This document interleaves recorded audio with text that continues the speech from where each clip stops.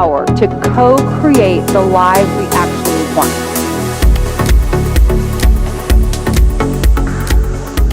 Good morning. Thank you to everybody for being here.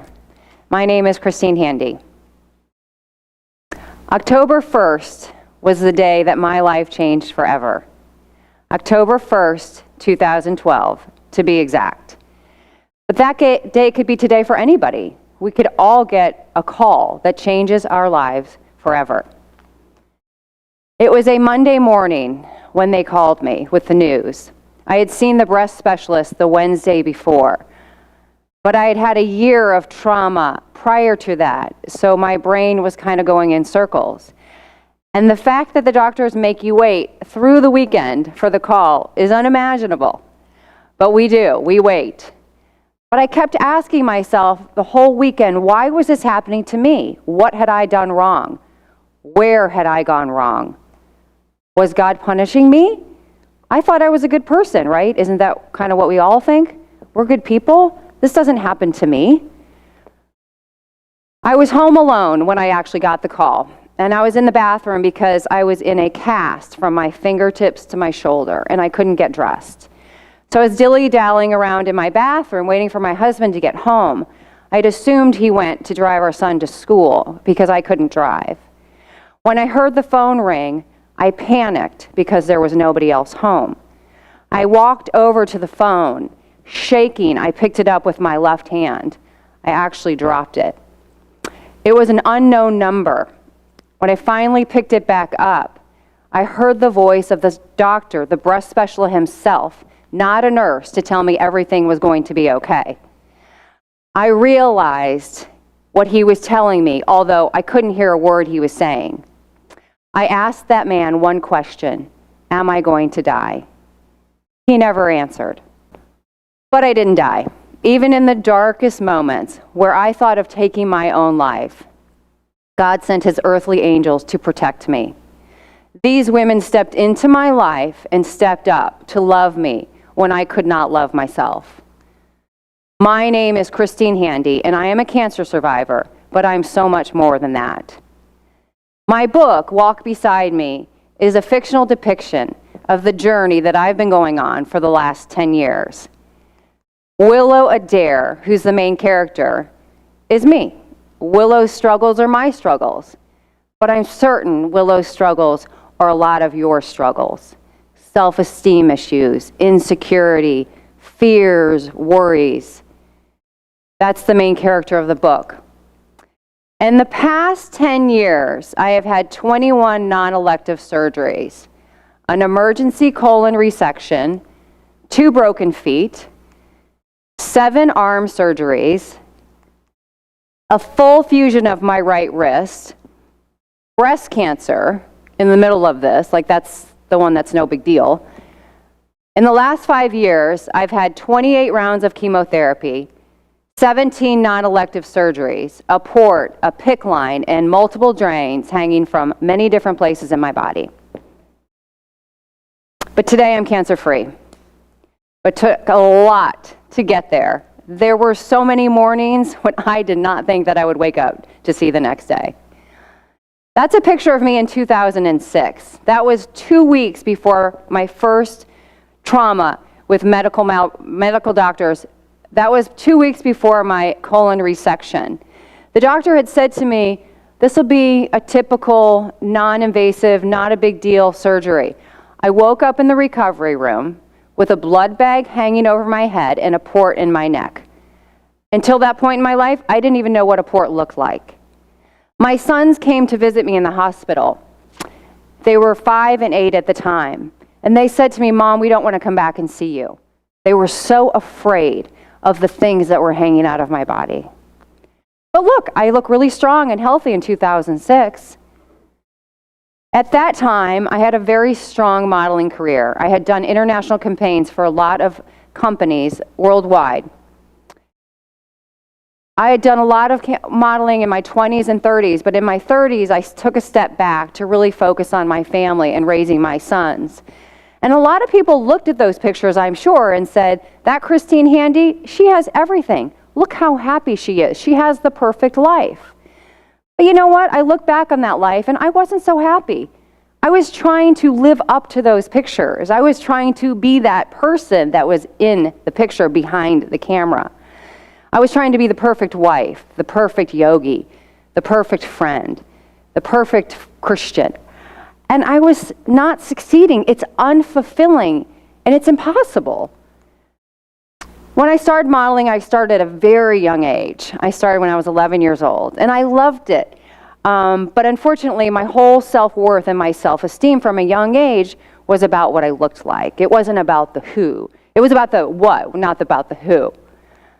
And I look back at that stage and I think to myself, that was the stage of false idols. I was idolizing the yoga. I was idolizing the campaigns that I get. What job could I get? I got the guest campaign. That was fantastic. That was what was important to me. Eventually, I would lose my looks and my perfect little family, and I realized I had to change inside. What was going on? Who was Christine inside the shell? Because I didn't know. In 2006, when my friends started to walk with me after my colon resection, I had a long recovery after that surgery, and so we started to walk. And that's when my life shifted a little bit, because we started to walk and talk about real stuff, not shopping trips or what party we were going to go to or what charity event. We started to really talk. In 2011, October, came my arm. I went to see three doctors, actually, to give me some advice on a torn ligament in my wrist. And all three doctors agreed I had to have surgery. But I picked the perfect doctor, the doctor with the Stanford diploma, because I thought he was the best. I thought I was going to the best clinic, right? Isn't that we all think, oh, we're going to the best doctor? Well, 6 weeks after they took the cast off, my arm ballooned, just absolutely ballooned. It looked like my thigh bone. I woke up on a Sunday and that's what my arm looked like. And the pain was so bad I couldn't get out of bed. I stopped drinking water and I stopped eating any food because I was cradling my arm and I didn't want any movement. That's how bad the pain was. When I called the doctor on that Sunday, he said to me, "You over-iced your arm." And I believed him. I over-iced my arm. It's shocking that I believed him, but I did. And when I finally went to see that doctor, he said I had a condition called RSD. RSD was described to me as a misfire between your brain and your limb. In my case, it was my arm, where your brain was saying to your limb, there's pain, there's trauma, when in fact there really wasn't. In essence, he told me all the pain and trauma that I was feeling was in my head. He sent me to physical therapy for 7 months. 7 months. Every day that I went, I was not taking care of my sons. I was not taking care of my family. My friends were taking me, driving me. They were taking care of me. They were taking care of my family. Finally, I saw another doctor, and the only thing he did was take an x-ray. And the x-ray showed that all of the bones in my wrist were broken. Every single one of them had dropped into a pile of dust at the end of my arm. The following day, I was in surgery again to try to dig out as much infection as they could. And then they put a port and a PICC line in my arm that they threaded to my heart with an IV hanging out. And they pumped me for 30 days with what they described as World War III antibiotics for 30 days. When that didn't work, they sent me to New York City to get a full fusion of my arm. When I was diagnosed with breast cancer, I didn't that day decide to take my life. But within the first couple weeks, I decided that I would plot my suicide. I couldn't imagine going through 28 rounds of chemo and relying on the very people that took care of me for the entire year. My friends were tired. My family was tired. I was exhausted.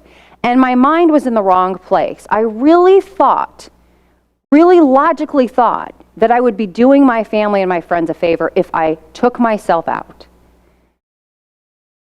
But I didn't die. I didn't take my life. What happened next was I told all my friends and my family that this was what I was going to do.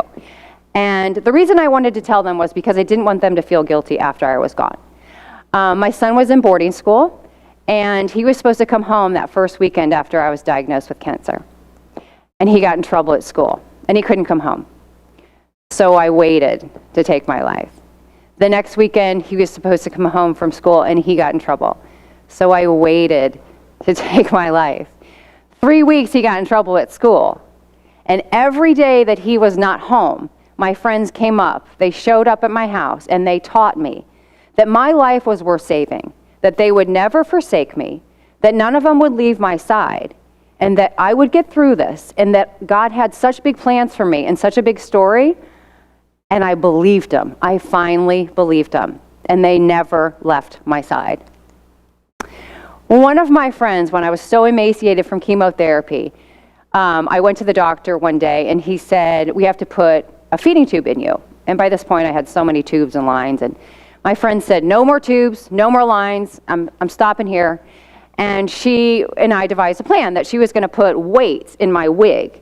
And she gathered all her friends, and they prayed and said, Christine has to gain weight. So by the next week, I showed up for chemotherapy, and the weights were in my wig. And I weighed enough to get to the next chemo. But then I actually had an appetite. So the power of prayer really did work for us. You know, there's a million reasons why we can't show up for friends. There's a million reasons why we can't show up for people. But they had their own families. My friends, my family had their own. My husband had to take care of our kids. I couldn't take care of myself. My friends had families of their own. They had health issues of their own to contend with. But these women in my family, they showed up for me. Even though they struggled to watch, they heaved, it was difficult for them to see me suffer. They kept showing up. And we kept walking, even in the rain. The little things in life became more important to me. The hugs, the texts that they would send me. They would send me pictures of them living, and they would say to me, someday you're going to be out here living, doing these things. And that gave me encouragement. And that's when I realized not only did I need to change inside then, but I needed to change because people were watching, and they were seeing how I was reacting, especially my sons. And I didn't want them to see me cower and feel so afraid. So I wanted to be strong and get through this. The obsession with my appearance, well, that went out the window. My self-esteem was not based on what I look like anymore. The real friendship and the real gift became the love that I was receiving and the love that I was able to give. Have you ever walked on a treadmill inside? Probably most of us. It's really easy, right? The belt walks for us, and we can watch TV, and it's cold, it's not raining. You don't have to deal with the elements. But my friends taught me that walking with people outside, it's dangerous. It could be, you could deal with the rain or the cars. But they taught me that ministry gets messy, and that the real choice is walking with people outside, not in the coziness of your own home, but going out, stepping up and stepping out to help people is what really mattered. There were many times in my journey that I didn't have the courage to stand up for myself, especially to that doctor. But I had a mountain of women speaking for me until I regained my own voice. And when I regained my own voice, I never looked back. Those women in my family carried me for 5 straight years. So I wrote a book. I needed a little nudge from God to show me my real potential. But once He did, I wrote it, and I told my story. My friends also taught me that they didn't need an award, and they didn't need a reward for what they had done. I really thought they needed a reward. I feel like part of my book is a testament to my friends and to a thank you to them. But they felt that the reward really should come from within us. And Jesus was the reward, not the things that I could do for them or the things that they could do for me. It's not about me. It's about people uniting, coming together to form one body. I feel like in the media, women in particular are portrayed as catty and gossipy and tearing each other down, the housewives of this or the housewives of that. But it's about coming together and helping and uniting each other. But we also have to have a strong foundation. My foundation was built on sand. My foundation was built on an image I thought of myself. my foundation was built on things and not people. But my foundation changed. And we have to question ourselves, what's our foundation built on? And who do we surround ourselves with? We want to surround ourselves with the people that can lift us up now, before we get one of those phone calls. We all have the power to co-create the lives we actually want. That I never believed before. I always believed, you go to college, you do this, you do that. But now I know we can co-create the lives that we really want. And I believe in that. And we can all be unstoppable. That's a lot of scars I have now. But instead of looking at those scars and feeling like those scars are permanent scarring of my life, I look at those scars as they saved my life. They gave me my self-esteem back. If you had told me that I would have all these scars when I was modeling, it would have broken me. But those scars, they saved me. And I'm so grateful for those scars. So I'm standing here in front of you today as living proof that you can go through so much darkness into so much light. We have a choice. We have a choice to make purpose in pain, and don't let the pain overtake you. This is a quote from my book that I like. What you do today is important because we're exchanging a day of your life for it. Today, we're never going to get back today. So what we do today is important. We can't get it back. So we have to have the courage to say goodbye to yesterday, and have the courage to say hello. So, from the new, unstoppable Christine Handy, I greet you with hello. Thank you.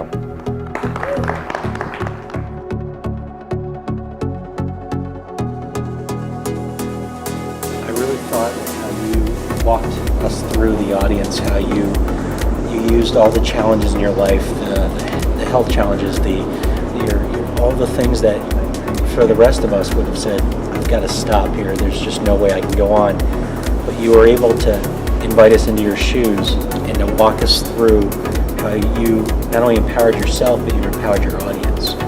And I think that's the goal of any great message that you can give to somebody else, is that there's an element of appreciating where you were, and knowing that you made a difference improves you as well. Thank you. And I think that's the gift that I saw tonight. Great, thank you so much.